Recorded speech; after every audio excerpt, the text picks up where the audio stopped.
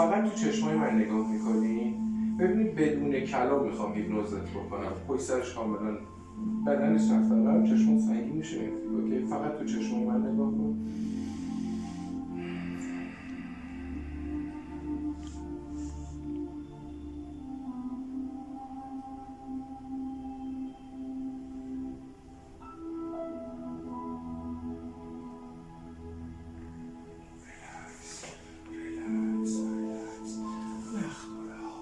آروم بذارش رو سنده.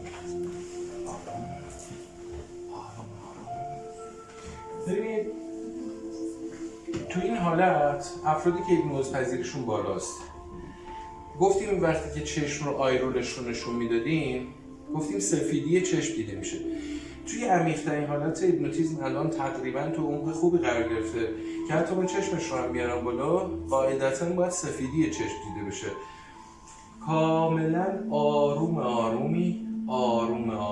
و چشمت رو هم باز میکنم، خوابت عمیق و عمیق‌تر میشه. میبینید حالت چشم کاملا مثل آدمایی که غش کرده. آرومی. حالا آروم با شماره 5 با یه حس فوق‌العاده خوب چشمات رو باز میکنی. خوب شد حالا ایشون اومد تو میومدی که جفتتون افتاده بودید. 1 این مانیتیزم برای کسایی که خب ایشون تو از صبح چندین بار هیپنوز شده این آمادگی رو داره. 2 3